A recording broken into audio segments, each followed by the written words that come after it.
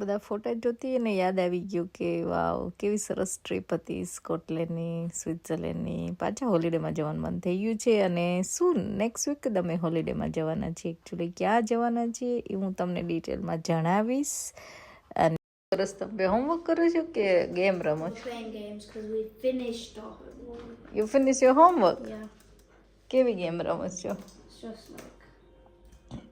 નવરા પડ્યા હે ને? તારા પગે કેમ રહ્યો હવે? તો હજી દુખે છે તને? હે હજી દુખે છે? તાજો હળદર વાળો પગ દેખાય જ છે. ભાઈને દુખે છે એટલે જો બેઠા બેઠા રમે છે. આજે દોડી ના શકે ને એટલે. હે તો અહીંયા બહાર બેઠા બેઠા રમાય તો એ સરસ મજા આવે એવું છે. ઠંડી. હેલો, કેમ છો બધા? આજે બનશે બહુ ઇઝી રેસીપી.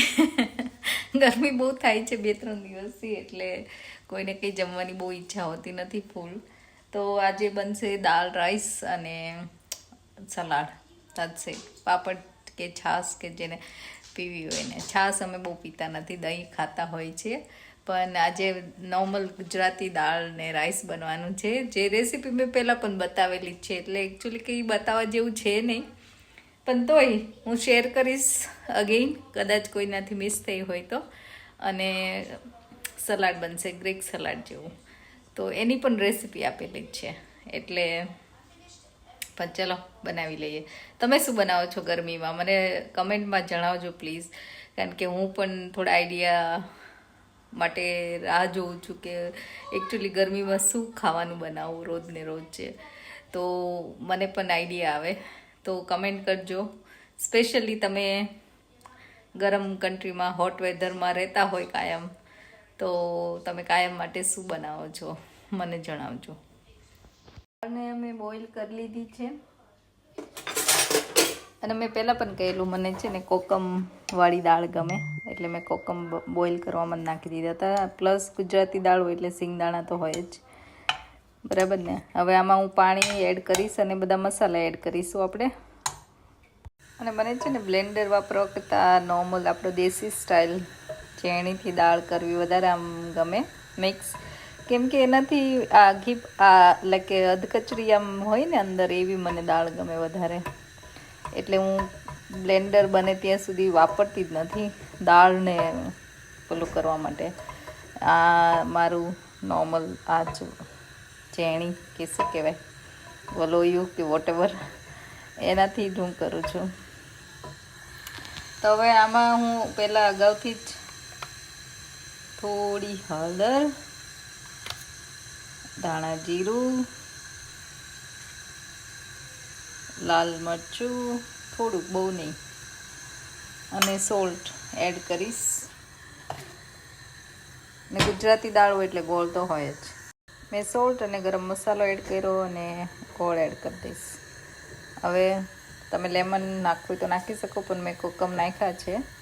ચાખીને ટ્રાય કરીને તમારે એડ કરવું હોય તો કરી શકો. હવે આ કાચી દાળમાં પહેલાં બધું મિક્સ કરી દઈશું અને એને ઉકળવા દઈશું થોડી વાર.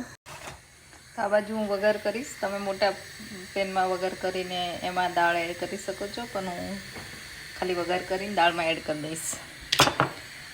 અને નોર્મલ દાળમાં છે ને મને તજ, લવિંગ કે બાદિયા એવું બધું યુઝ કરવું નથી ગમતું, કેમ કે રેગ્યુલર દાળ ખાવાની જે નોર્મલ દાળ જ હોય ને એવી ગમે છે, એટલે હું એવું બધું એડ કરતી નથી. યસ, કોઈ સ્પેશિયલ વસ્તુ હોય કે સ્પેશિયલ ગેસ્ટ આવવાના હોય ત્યારે એવું બધું નાખીને હું બનાવું છું, બાકી હું નોર્મલ દાળમાં હું કશું એડ કરતી નથી.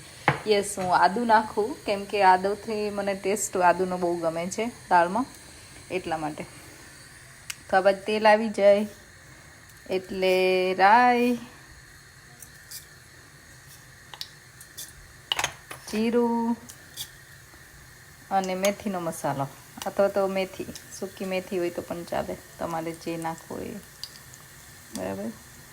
હિંગ વગર તો આપણી દાળમાં ટેસ્ટ આવે નહીં સરસ, એટલે હિંગ અને સેજ હળદર ને સેજ લાલ મરચું કલર આવે એના માટેથી. કારણ કે આમ મારો મેથીનો મસાલો પણ લાલ છે એટલે આમાં ઓલરેડી કલર આવી જ જાય છે, તો બધું એક્સ્ટ્રા નાખવાની જરૂર નથી હોતી. અને હવે આ જે ટમાટો, મરચું ને લીમડો એડ કર્યો હોય એ કરવાનો. અને આ વઘાર સરસ થઈ ગયો છે, એને બંધ કરીને આપણે દાળમાં એડ કરી દેવાનું છે. That's it. દાળને હવે ઉકળવા દઈશું. હવે દાળમાં કંઈ એડ કરવાની જરૂર નથી, ખાલી કોથમીર જ આપણે એડ કરીશું અને દાળ થઈ ગઈ છે ડન. અત્યારે સમરમાં છે ને સલાડ ખાવાનું વધારે ગમે, ઠંડુ હોય, રિફ્રેશિંગ હોય, એટલે ચા તો કે મને સલાડ જ ખાવું, બીજું કંઈ ખાવું જ નથી. પણ કમલેશને આખો દિવસ કંઈ સલાડ ઉપર ના ચાલે બરાબર, એટલે કંઈ સાઈડમાં મેં દાળને રાઈસ બનાવી દીધા અને હવે સલાડ બનશે. તો એમાં મેં લેટસ લઈ દીધું છે, કુકુંબર અને ટમાટો લઈશ, ઓનિયન લઈશ. અને સલાડ અમને ખાવું ગમે છે, બધાને ગમે છે એકચ્યુઅલી, એવું નહીં કે ગરમી હોય તો પણ અમે વિન્ટરમાં પણ સલાડ ખાતા હોય છે. અને સલાડ વોર્મ સલાડ ત્યારે હું બનાવતી હોઉં છું એકચ્યુઅલી, કે કાલે મેં બનાવી હતું બ્રોકલી અને હલુમી સલાડ, તો એવું સલાડ બધાને ખાવું ગમે. અથવા તો રાજમા સાથે હું બનાવું. આજે સવારે એકચ્યુઅલી મેં કમલેશને ચિકપીસ સલાડ, બધા ગ્રીન લીવ્સ અને ચિકપીસ મસાલાવાળા ડ્રાય એકદમ બનાવી ભરી દીધા હતા, તો એવું પણ સરસ લાગે અને ખાવાની પણ મજા આવે એકચ્યુઅલી. એટલે અમારો એક મેન્યુમાં કહું ને તો લંચમાં સલાડ હોય મોસ્ટલી, ખાવાની મજા આવે અને એક મીલ તમારું હેલ્ધી પણ થઈ જાય. તો મને એવી રીતે સલાડ ખાવાનું ગમે. તો હવે આમાં આપણે ઓનિયન એડ કરીશું. ઓનિયન તમે અવોઇડ કરી શકો જો ન ખાતા હોય તો, પણ નોર્મલી ગ્રીક સલાડમાં ઓનિયન હોય છે અને સારી પણ લાગે છે. હું થોડીક જ નાખીશ, બહુ નહીં નાખું, અડધી જ છે એટલે એટલી જ નાખી દઈશ. અને સાચી પછી એમાં ઓલિવ્સ નાખવાના છે અને feta cheese. Feta cheese it's again good protein અને ટેસ્ટમાં પણ બહુ સરસ લાગે છે. અત્યારે ગરમીમાં ખાવાની પણ ગમે છે. એકચ્યુઅલી મેં આજે મારા માટે છે ને મેં એક સેન્ડવિચ બનાવેલી, ક્વિક સેન્ડવિચ, પણ બહુ ટેસ્ટી લાગી. કે મેં કમલેશ માટે ચિકપીસ ભર્યા ને, તો એ ચિકપીસ થોડા વધેલા તો એને મેં મેશ કરી દીધા. અને મારી પાસે સાવરડોની બ્રેડ હતી, તો સાવરડોની બ્રેડમાં મેં ચિકપીસ પાથરા અને જે ગ્રીન સલાડ હતું આખું સલાડ પાથરી દીધું. And that's it. It was simple. કાંઈ એડ કર્યું નહોતું. કદાચ હ્યુમસ એડ કર્યું હોત તો વધારે સરસ ટેસ્ટ આવે, પણ એટલું સિમ્પલ હતું ને તો પણ એટલું સરસ ટેસ્ટી લાગ્યું. તો ઘણીવાર એકદમ સિમ્પલ મીલ્સ હોય ને તો પણ મજા આવે ખાવાની. તો ટ્રાય કરજો તમે પણ, અને નેક્સ્ટ ટાઈમ હું બનાવીશ તો તમારી સાથે હું શેર કરીશ રેસીપી એકચ્યુઅલી. તો હું આ જે સ્લાઇસ બ્લેક ઓલિવ્સ આવે છે એ હું રાખતી હોઉં છું, એ યુઝ કરીશ. પણ તમે ફ્રેશ હોય ને તમને ગમતા હોય તો એવા પણ તમે એડ કરી શકો તમારા ટેસ્ટ અને ચોઈસ પ્રમાણે.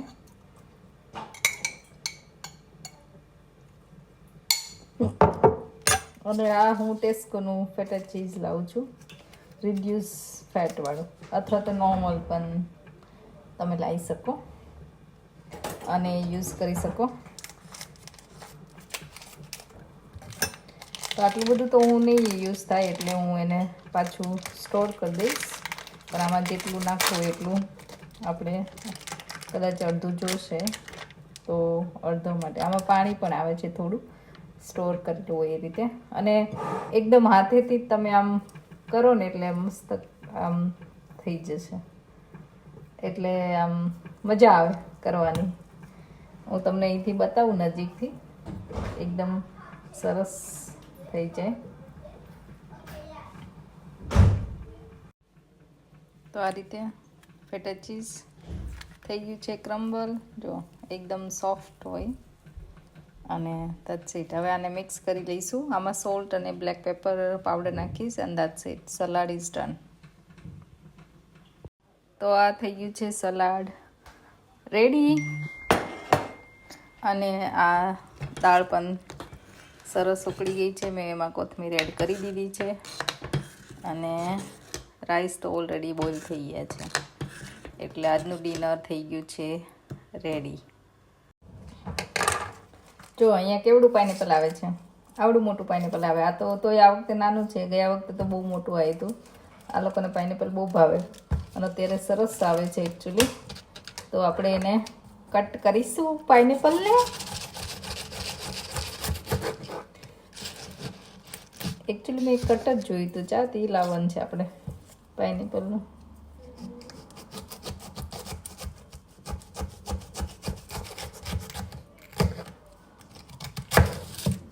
ઇન્ડિયામાં તો મસ્ત કાપેલા છે લારી ઉપર.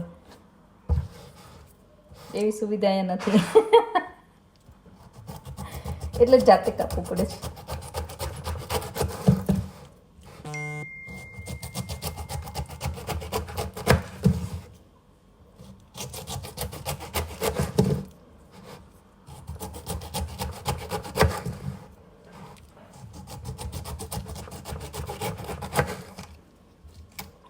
ઘણું બધું નીકળી જાય પણ સતરીએ. તો થઈ ગયું છે મસ્ત ક્લીન. હવે સ્લાઈસ.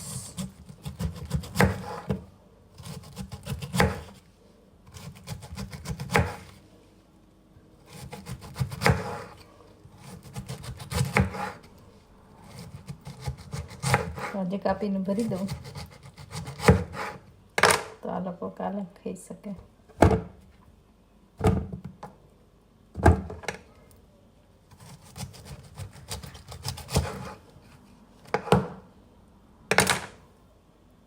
તો થઈ ગયું છે રેડી. દાળ ભાત અને સલાડ ખાવા માંડો. આજે સલાડ હે ને? ચાતે ઢોળ્યું તમે બરાબર. ચલો આજે છે સલાડ, પાપડ અને દાળ ભાત. બીજું કાંઈ છે નહીં હે ને? ગરમીમાં એવું જ ખવાય ને એને જ ને.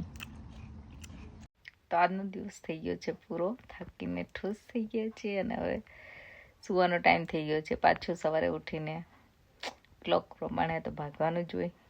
તો ગરમીમાં હું પણ નથી આવતી. પંખો ચાલુ કરવો પડે છે આખી રાત હમણાં. આઈ નો ઇન્ડિયામાં એટલી ગરમી હોય ને એસી વગર કોઈ ના સૂઈ શકતા હોય. પંખા તો તમારે રેગ્યુલર પણ ચાલતા હોય, પણ અમારે તો બહુ જરૂર જ નથી હોતી. અને અત્યારે આખી રાત કરવો પડે એટલે એમ થાય કે વાહ. પણ આવા જ ફન વિડીયો જોવા માટે please like, share and subscribe અમારી ચેનલ. અને નવી નવી રેસીપી માટે સબસ્ક્રાઈબ કરશો તો તમને નોટિફિકેશન મળતા રહેશે. તો thank you so much for watching and for your support. Jai Shri Krishna.